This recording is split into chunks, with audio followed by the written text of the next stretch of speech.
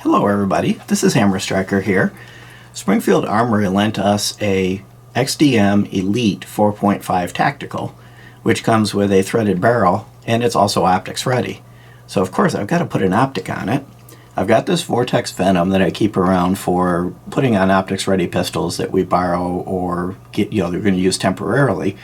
It's an excellent optic and it's easy to move around, and you can see that it's sitting on a little bit of a plate. And like most of the optics ready, whether you call it OSP or MOS, they come with different plates. So the XDM comes with 3 different plates that allows you to use any different optic that you want. These Vortex Venom, you can get these around $225, $250 territory, so they're not an expensive optic, but they work real well. And these plates will adapt to all of the common optics, whether it's the Burris Fastfire, the Venom, and many others. Comes with 3 different plates. The number 1 is the one that the Vortex Venom fits on.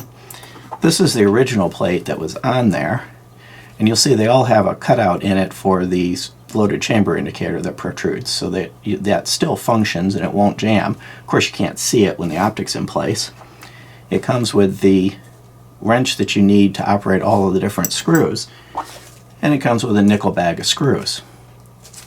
So it basically, similar to the Glock MOS, comes with all the parts you need to put most of the common optics on.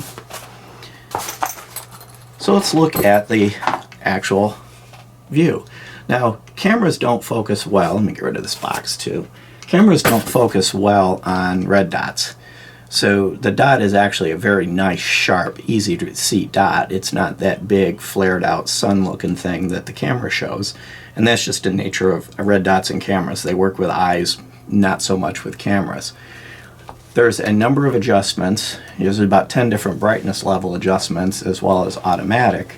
On the highest level, it's good for about 150 hours. On the lowest or automatic, it's somewhere in the 30,000 hour territory. Comes in a 3 and a 6 MOA. This one is the 3 MOA. I prefer the finer dot because you can always take a small dot and flare it by turning up the brightness. As you turn up the brightness, the dot gets bigger. So a 3 can become a 6, but a 6 can never become a 3 when it comes to optics dots. So you'll see that you can still use the sights if the optic were to fail. They're kind of visible. If I bring it up right now, not as easy to use the sights. Of course, the dot itself doesn't truly co-witness with the sights, and that's by design because it's in a window that's up above the sights.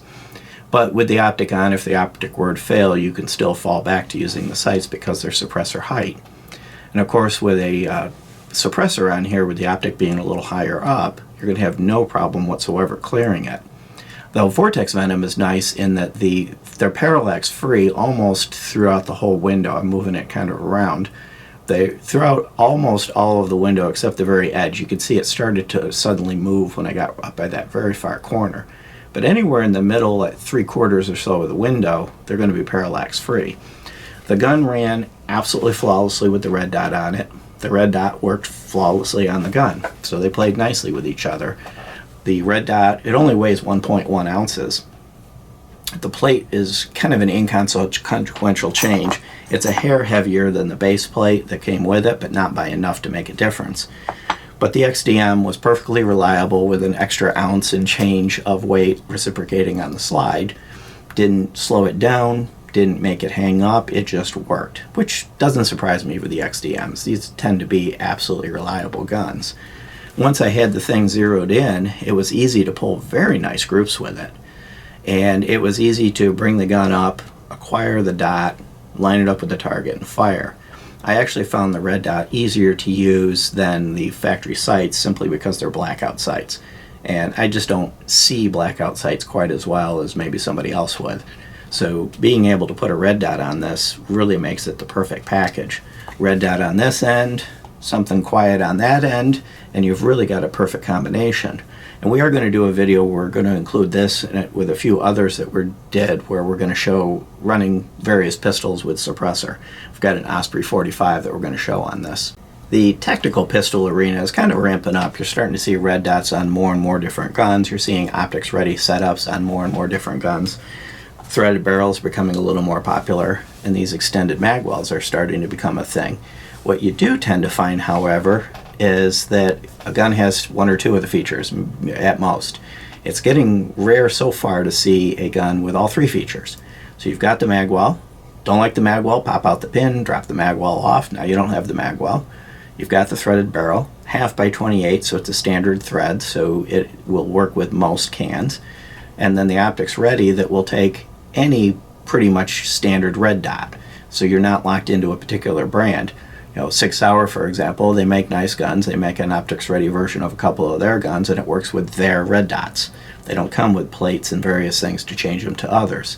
So one thing I like about the XDM is they're taking a lot of the popular features, the replaceable back straps, the mag well, optics ready, threaded barrel, Picatinny rail, suppressor height sights out of the factory, and they're putting them on one gun. And the other thing that seems to be the really common buzz today is the flatty trigger with an integrated over travel stop. So it's a package that in the roughly $650 territory gives you all of these cool features that seem to be exploding these days, and 22 rounds of capacity. It's a 19 round frame with a +3 extender on it, and it also comes with the flat base plate. It comes with 3 back straps. So there's really not much that you might want that you can't get. And when the magazine's in there with this flared mag well, it kind of fits in nice, and I get a nice 3-finger grip. So for a nightstand gun, a competition gun, a range gun, everything you kind of want. And one thing that's nice about the Vortex is it's got a quiet mode. So when it's dark, if you either put the cover on it, which won't fit with these sights on this, or just it's in a dark room, it ramps down to either off or the very lowest position, and you're back in that 30,000 hour battery lifetime territory. So there's really not a whole lot that you want to do beyond that. Buy the gun, slap the red dot on it, put the can of your choice on if you choose. You don't really need the can if you want to just run it like it is. So really everything you want. Beyond that, thanks again to Springfield for loaning us this gun. We've enjoyed it while we had it. It'll probably be heading its way back to Springfield shortly. If you like our videos, please give us a thumbs up, share, subscribe, click that bell up there to get notified if you do. Check us out on Facebook, Patreon, Instagram, Twitter, Gunstreamer, anywhere else you can find us. Thank you.